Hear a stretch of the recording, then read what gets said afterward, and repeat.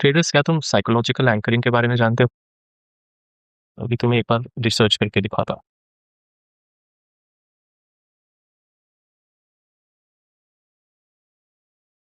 ये देखो, it is a cognitive bias where individuals rely too heavily on the first piece of information offered, the anchor when making decision. ठीक है। Example, a sale price of $100 before seeing a $50 price. अब मैं इसको trading में समझाता हूँ। जब trading में यहाँ पे समझो तुमने लॉन्ग लिया, ठीक है, यहाँ पे your long, this is your stop loss, this is somewhat your target. ठीक है, तुम लॉन्ग हो। अब जब ये पैसा ऊपर नीचे होते हुए दिख रहा है तुमको, प्लस माइनस, ठीक है, ये नंबर हो गया तुम्हारा साइकोलॉजिकल एंकर। और ये नंबर तुम्हारी अवेयरनेस में अब एंटर कर चुका है। ये एक रेफरेंस रेफरेंस पॉइंट बन जाता है।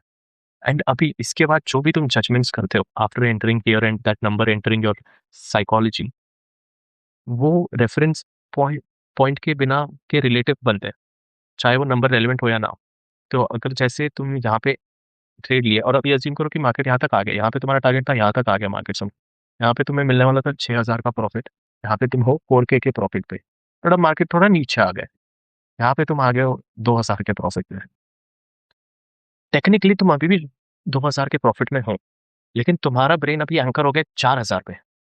क्यों? क्योंकि तुम्हें तुम्हारा ब्रेन बोल रहा है कि तुम भाई 1,500 के लॉस में हो, you are not in a profit of 2,000 के लॉस में हो, you are not in a profit of 2K, you are at a loss of 2K।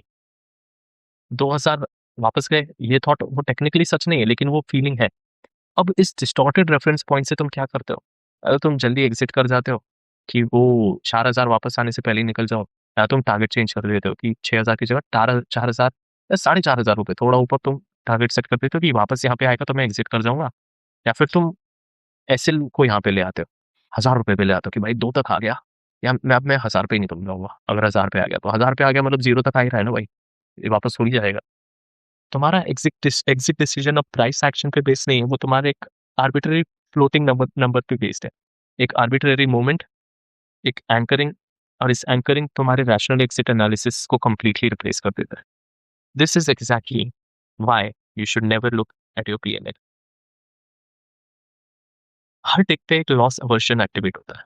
जैसे सोचना कि लाइव पीएनएल के साथ क्या होता है, तुम्हारा पीएनएल 3,000 से 2.5 पे गया, वो 600 का मूवमेंट तुम्हारे ब्रेन को 600 का लॉस देता है, फिर 1.8 पे आता है तो और लॉस दिखाता है, फिर ऊपर चले जाता है तो और फियर बढ़ जाता है, 3 से 4 पे आ गया और फियर बढ़ जाता है, तो 3 पे अपना ट्रेलिंग एसएल लग देते हो।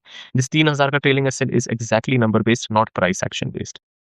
लाइव पीएनएल देखना एक कंटिन्यूस लॉस एवर्जन ट्रिगर है। हर डाउनवर्ड टिक एक स्मॉल थ्रेट सिग्नल करता है जो तुम्हारी रैशनल डिसीजन मेकिंग को प्रोग्रेसिवली डिग्रेड करता है। ये नंबर्स तुम्हारे पूरे ट्रेडिंग क्वालिटी को डिफाइन करते हैं। अब इससे ज्यादा कुछ नहीं है। This is the only and only reason why you shouldn't watch a PnL, because when you watch a PnL your decisions become number based, तुम्हारी एंकर्ड थिंकिंग हो जाती है and you make decision based on number, not based on price action. अब you know what not to focus on, I tell you what to focus on. Firstly, जब तुम enter कर देते हो ना ट्रेड, समझो यहाँ पे तुमने लॉन्ग दिया, यहाँ पे तुम्हारा स्टॉप लॉस लगा, यहाँ पे ये तुम्हारा ये लगा दो, लॉन्ग और शॉर्ट पोजीशन वाले, ठीक है। इस पे ये फर्स्ट चीज करो, don't go based on numbers. Second चीज, जो मैंने तुम्हें बहुत वीडियो में बताया कि समझो तुम्हारा स्क्रीन दो इसमें डिवाइडेड है, ठीक है। यहाँ पे जैसे तुम्हें एक मैं दिखाता हूँ, यहाँ पे तुम्हारा ये, यहाँ पे तुम्हारा चार्ट है, ठीक है। कौन सा वाला? जहाँ तुम्हें एंट्री लिए, यहाँ पे तुमने एंट्री लिए, समझो यहाँ पे मैं एक सिंपल एग्जांपल के लिए तुम्हें बाय करके दिखाता हूँ, लेकिन is it allowed according to SEBI? I am not sure if it's allowed. Just assume I bought one, ठीक है, but I am not sure if I can do live trading here. यहाँ पे मैंने बाय कर लिया, यहाँ पे प्राइस ऊपर नीचे हो रहा है, ठीक है। What you have to do is, यहाँ पे ऐसा कुछ खोल दो। मैं गाने खोल देता था जब मैं पीएनएल नहीं देख पाता था, मैं ऐसा कुछ गाने खोलता था, देखते रहो ये सब, ठीक है, टाइम पास। बट इसको मत देखो, या फिर इसको बड़ा कर दो। एंड यहाँ पे तुमने लॉन्ग लिया, उस हिसाब से तुम्हारा ट्रेड चलने दो, उस हिसाब से तुम्हारा मार्केट डिसीजन चलने दो, पैसे के हिसाब से नहीं। फर्स्ट चीज ये करो, ठीक है।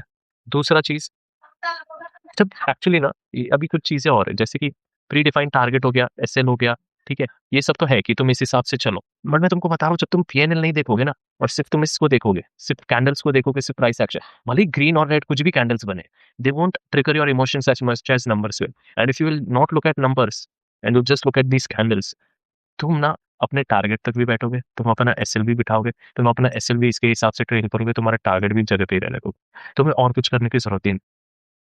तुम हाइड करो उस पैनल को, तुम्हारे पीएनएल पैनल को, टारगेट और एसएल लिमिट ऑर्डर रख दो, ठीक है। टारगेट का नहीं रख सकते, अगर एक ही ऑर्डर अलाउ करता है तुम्हारा ब्रोकर, तो एसएल का रख दो, ठीक है। और जर्नलिंग करते रहो constantly, so that your mind is diverted somewhere else.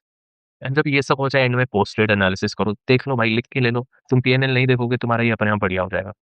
अब ठीक है, जब तुमने एंटर किया है ना, समझो ऐसे क्लटर्ड एरिया में एंटर किया, उतने पॉइंट के लिए may be watch your PNL, but I still wouldn't recommend, क्योंकि क्लटर में देखते हो तो ज्यादा ही होता है कि तब plus minus plus minus plus minus plus minus बहुत चलता रहता है। तो आई सजेस्ट थोड़ा बड़ा स्टॉप लॉस रखो, ताकि तुम्हें डर ही ना लगे स्टॉप लॉस सेट होने का। और लिमिट ऑर्डर सेट करो, लिमिट ऑर्डर सेट किया, तुम्हें कुछ करने की जरूरत नहीं है, और तुम्हारी जितनी क्वांटिटी है वो फिल तो हो ही जाएगी, तो फिलिंग का भी तुमको स्ट्रेस नहीं आना चाहिए। एंड या, that's it for this video. Thank you, and I will see you in the next one.